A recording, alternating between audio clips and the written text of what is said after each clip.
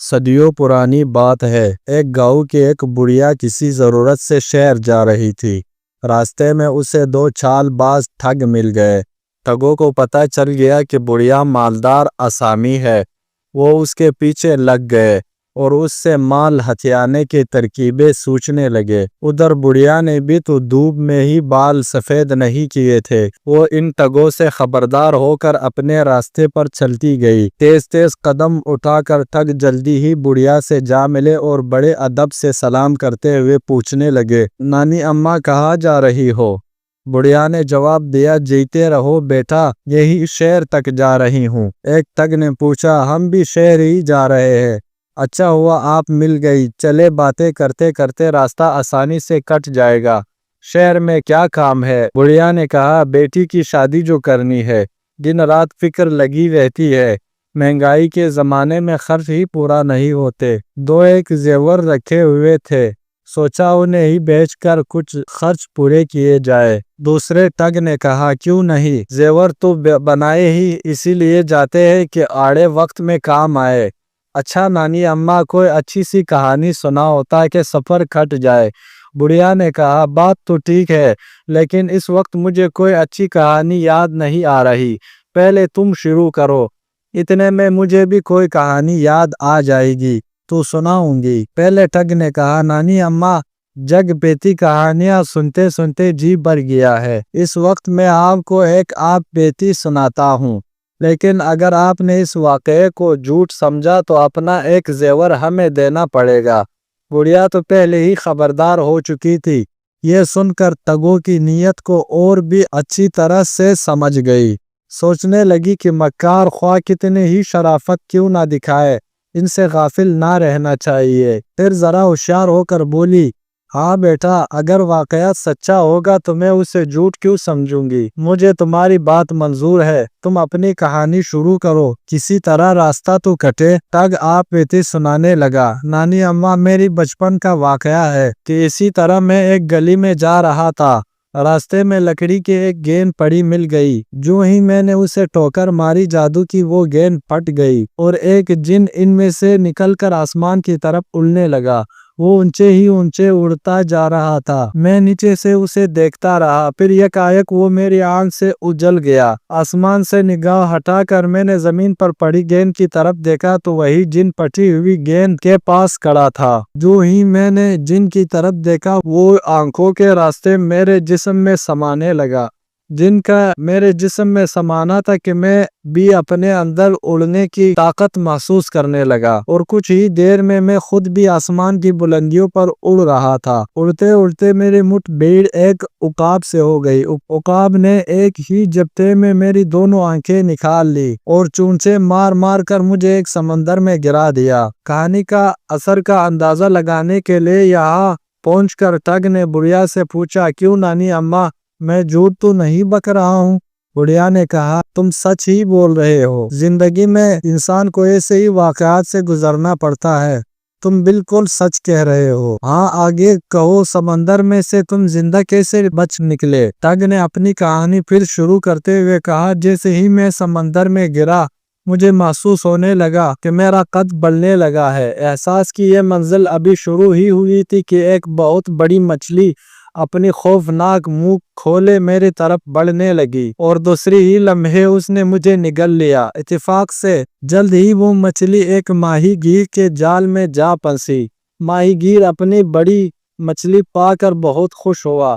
اسی دن شہر کے ڈپٹی کمشنر کے ہاں ایک شاندار دعوت کا انتظام کیا جا رہا تھا، اور اس دعوت کے لیے مچھلی فراہم کرنے کا کام اسی ماہی گیر کو سونپا گیا تھا۔ ماہی گیر نے اس مچھلی کو زندہ ہی اپنی ریڑے میں لا کر اور کمشنر کے ہاں پہنچ گیا۔ اس قدر عمدہ اور بڑی مچھلی دیکھ کر ڈپٹی کمشنر نے مچھلی کے علاوہ ماہی گیر کو انعام بھی دیا، اور اسی وقت باورچی کو بلا کر حکم دیا کہ مچھلی کو اچھی طرح صاف کر کے ایسا لذیذ کھانا پکایا جائے کہ مہمان مدتوں اس دعوت کا مزہ یاد رکھے۔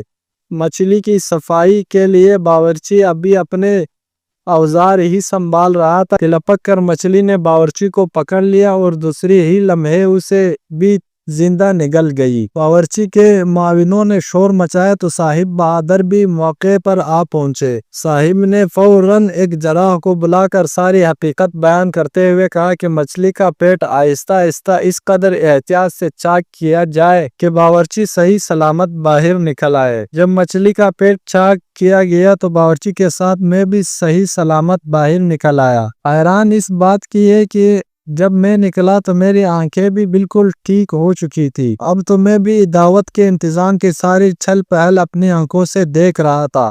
باورچی کے ساتھ مجھے بھی دیکھ کر لوگ بہت حیران ہوئے کہ مچھلی کے پیٹ میں جا کر باورچی 1 سے 2 کیسے ہو گئے۔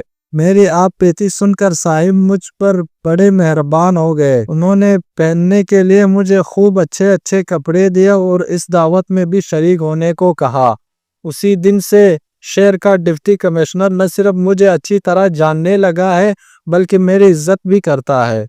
تک کہ آپ بیتی سن کر بڑھیا نے بڑی بے نیازی سے کہا، بیٹا تم تو بڑے بہادر نکلے، مشکل کا سامنا بڑی ہمت سے کیا، تمہاری ہمت اور حوصلے کو داد جتنی بھی دی جائے کم ہے۔ یہ سن کر ٹگو نے سر پیٹ لیا۔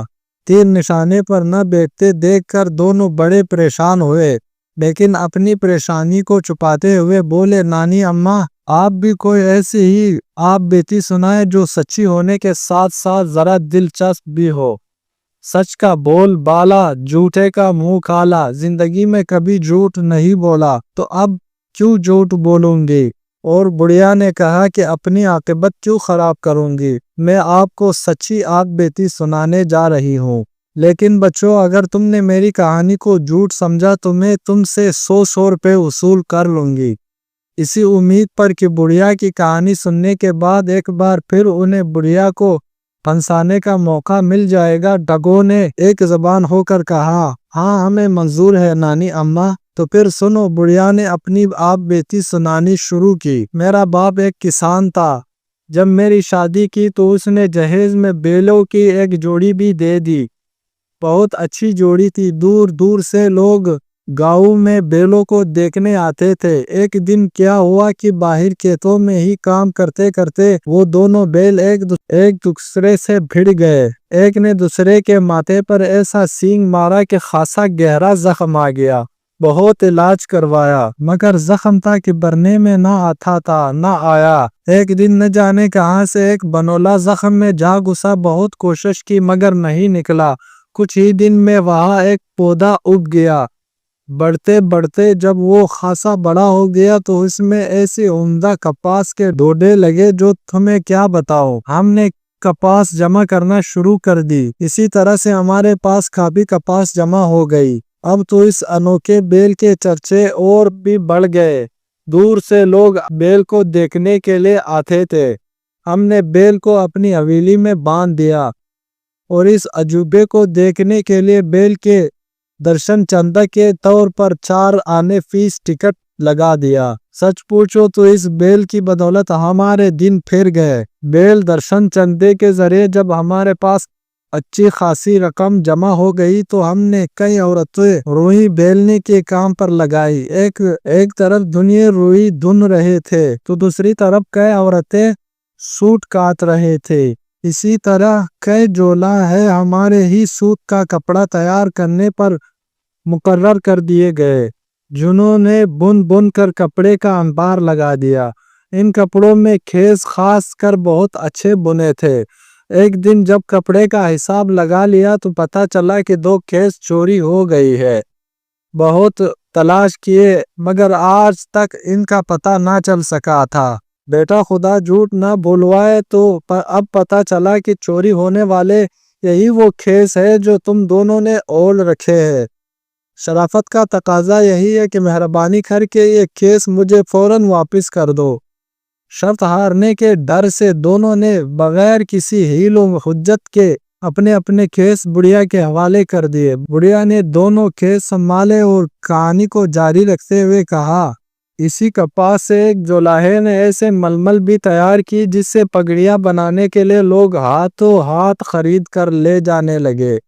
لیکن دیکھا تو یہاں بھی ململ کا ایک تان چوری ہو گیا۔ بہت تلاش کیا گیا مگر اس کا بھی کچھ پتہ نہ لگا، لیکن اب میں دیکھ رہی ہوں کہ یہ پگڑیاں جو تم دونوں نے باندھی رکھی ہے یقیناً ململ کے اسی چوری ہو جانے والے تھان کے ہے۔ پانسا پلٹتے دیکھ کر تھگ بہت پچھتائے کہ اب تو لینے کے دینے پڑ گئے ہیں۔ اب وہ پگڑیاں بڑھیا کے حوالے نہیں کرتے تو شرط کے مطابق دونوں کو 100 روپے دینے پڑیں گے، لہٰذا انہوں نے خیریت اسی میں سمجھی کہ پگڑیاں بھی بڑھیا کے حوالے کر دے۔ اب وہ شہر کے نزدیک پہنچ گئے تھے، یہ سوچ کر کہ اگر بڑھیا نے اپنی کہانی جاری رکھی تو کہیں ان کے کرتے اور دھوتیاں بھی نہ اتروا لے۔ ایک ٹھگ نے بار پلٹتے ہوئے کہا کہ نانی اماں، آپ نے کہانی کو واقعی سچی اور دلچسپ معلوم ہوتی ہے، لیکن ہمیں بھوک بہت لگ رہی ہے، کھانے کے لیے کچھ لائی ہو تو ہمیں بھی دو۔